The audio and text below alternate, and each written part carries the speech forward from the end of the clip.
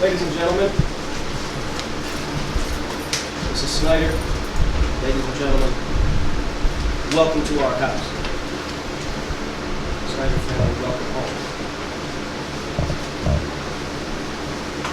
Officer, you're in detail. Ready, please rise for the Pledge of Allegiance. Detail. Breathe it. Pledge allegiance to the flag of the United States of America and to the republic for which it stands, one nation, under God, indivisible, with liberty and justice for all. Post. Colors. Rifles. Arms.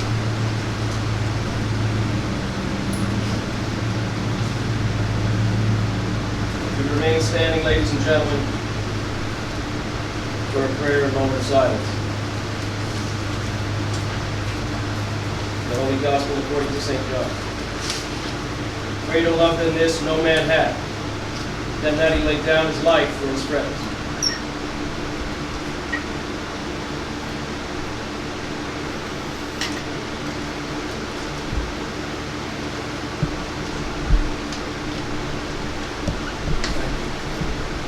Be there.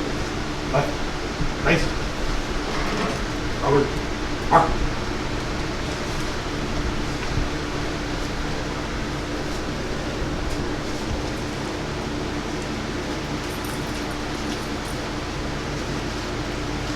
This is Snyder, welcome home. Friends, welcome home.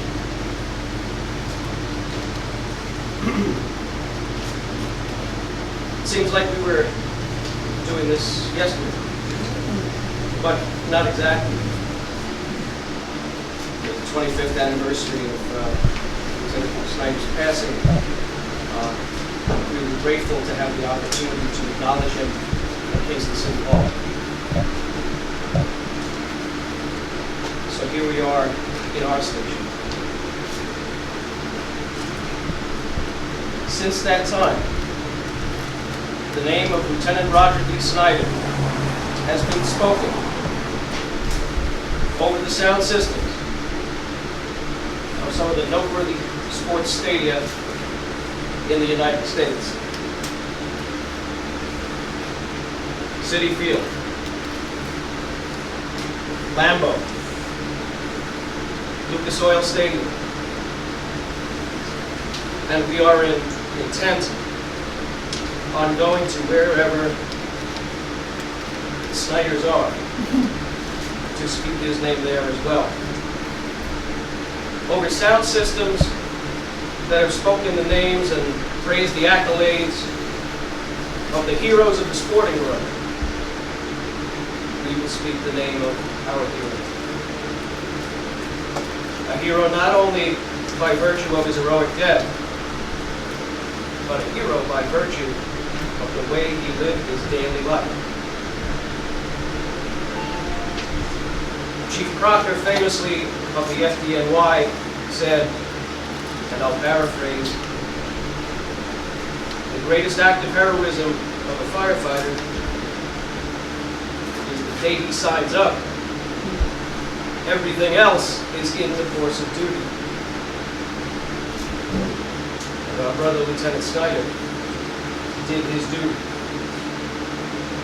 Not in the time that the one time that the world remembers, or the time that is on record, but countless times that are not on record, among his family, at his paid employment, working fires, serving as fire police, each day doing his duty. And death found him doing his duty.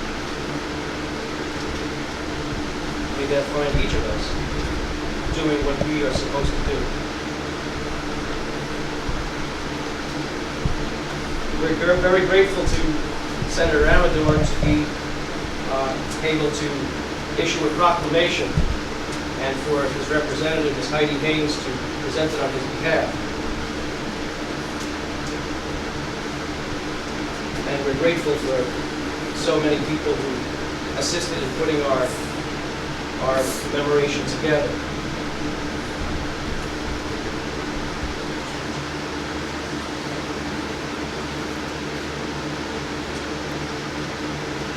Officer Hill, if you would come forward and present the reading of the empty table.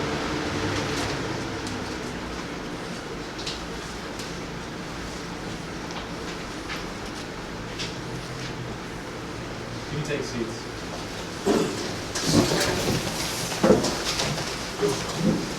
I'm not sure if you understand the empty table. It actually derives from the military. And what we've done was we have adapted it to law enforcement and the first responder community. And I just want you to take a look. This is the empty table setup. It is set for the people that we've lost in the past, and we put it together so that we will always remember. The empty table ceremony. This table, which is round, to show our everlasting commitment, it will be set for all of our first responders so that we may remember.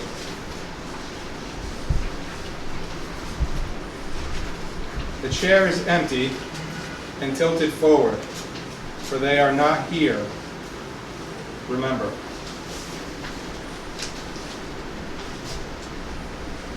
The tablecloth is white. It represents their purity and willingness to answer the call to duty so that all communities will remain safe. Remember.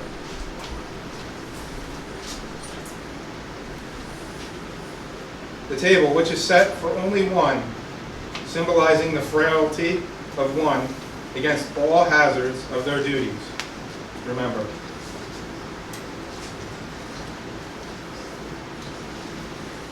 The wine glass is inverted, for they cannot toast with us today, for they made the ultimate sacrifice.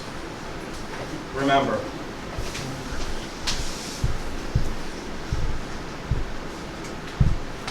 The candle reminds us of the light of hope that they will forever remain in our hearts. The black ribbon on the candle reminds us for those who will never be coming home. Remember.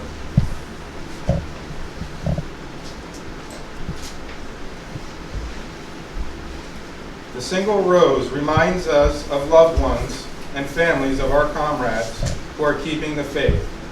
Remember.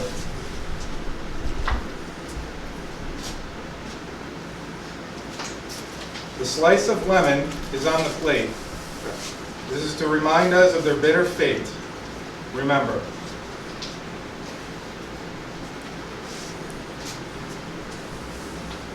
The salt on the table, which symbolizes the family's tears. Remember.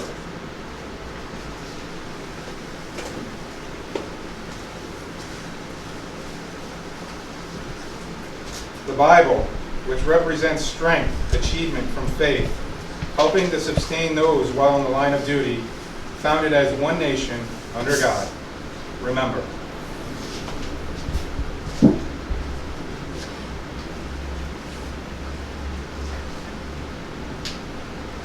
faded picture on the table serves as a reminder to their families that they are loved and missed very much. Remember.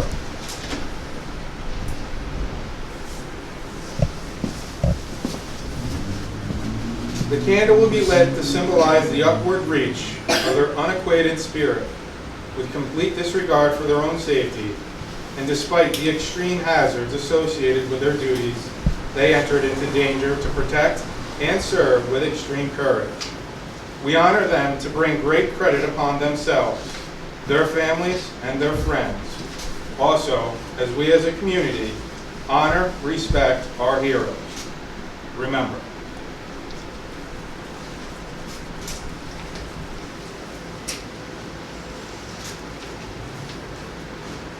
Please join us now as we bow our heads in a moment of silence to honor all of our fallen, for they surely will be remembered. What we did here today.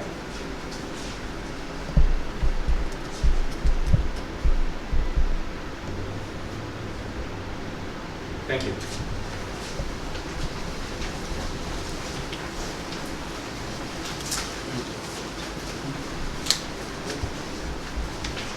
It is not the critic who counts, not the man who points out how the strong man stumbles, or where the doer of deeds could have done better.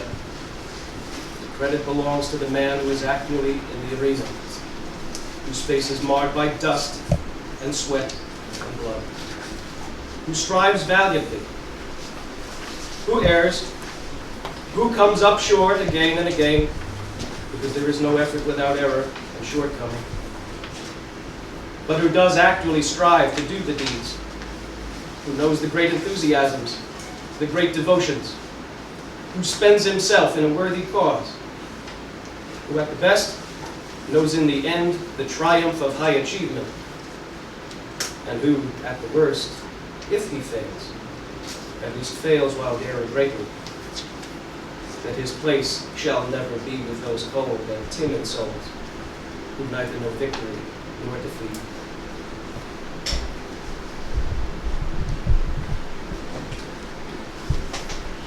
Detail. Strike the fives.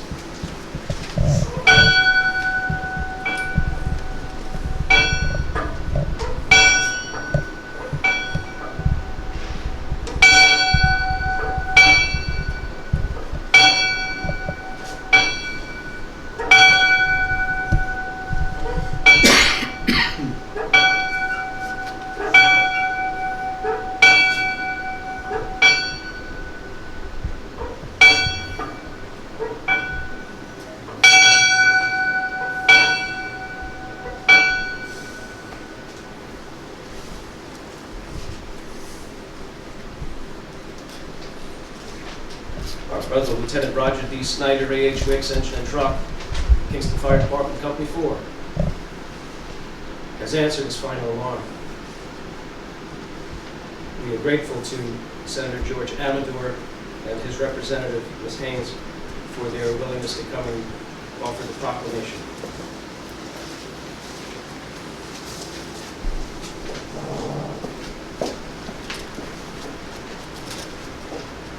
Good evening.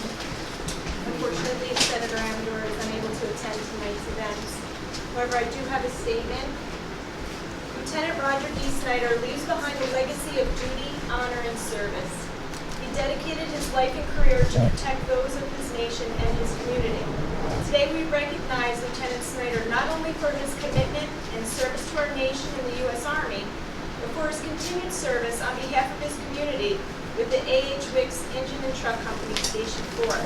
He was truly a pillar of his community, and we owe him a debt of gratitude for the outstanding manner in which he served us all. On behalf of Senator George Amedore in the 46th Senate District, I'd like to present the Snyder family with this proclamation honoring posthumously Roger W. Snyder, member of the WIcks Engine and Truck Company, Station 4, Kingston Fire Department. Whereas volunteer firefighters make up a large number of firefighters in the state and deserve to be recognized for their willingness to faithfully provide courageous service, usually without monetary compensation. And whereas it is the sense of the citizens of the state of New York to recognize and pay tribute to those individuals within our midst who have demonstrated consistent excellence while bringing great pride and enjoyment to the citizens of our great state and provide meaningful services to the community at large. And whereas firefighter Lieutenant Roger Dudley Snyder is one such individual, a member of the WIcks Engine and Truck Company Station 4 for several decades. His selfless dedication and ultimate sacrifice to protecting his community deserves unique and special recognition. And whereas Roger Dudley Snyder of Kingston, New York, died on November 19, 1988, while serving as fire police at the scene of a motor vehicle accident. And whereas Roger Dudley Snyder was born in Kingston, New York on December 28, 1936, to the late Claude and Maud Snyder. Upon graduating from Kingston High School, he enlisted in the United States Army, where he served our country for 4 years. Upon completion of his military service, he returned to Kingston, where he worked for the U.S. Postal Service as a letter carrier. And whereas, for numerous years, Roger Dudley Snyder displayed unparalleled dedication and passion for serving his community as a volunteer of the WIcks Engine and Truck Company Station 4. Throughout his tenure, he held several positions, including fire police lieutenant and becoming a life member. When he was not working or at the firehouse, Roger Dudley Snyder enjoyed his passion for trains and was an avid bowler. And whereas Roger Dudley Snyder is survived by his wife, Lorraine Snyder, and his children, Mary Jane Snyder, Brenda Snyder, William Snyder, Christina Snyder, Eric Snyder, as well as many fellow firefighters and friends who continue to keep his memory alive. Whereas, throughout his meritorious life, Roger Dudley Snyder dedicated himself to keeping his community safe, responding for calls of help, and often placing himself directly in harm's way for the safety of others. Now, therefore, be it resolved that Roger Dudley Snyder be honored posthumously in recognition of his faithful service to his career, family, and community. And be it further resolved that a copy of this proclamation be transmitted to the family of Roger Dudley Snyder.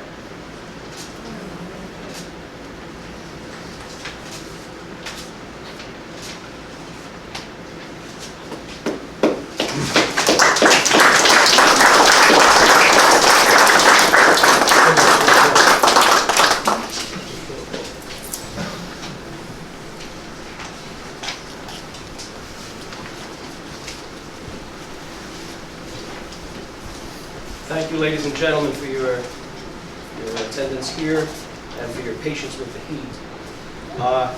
This concludes the program, and we will have some light refreshments. Thank you so much.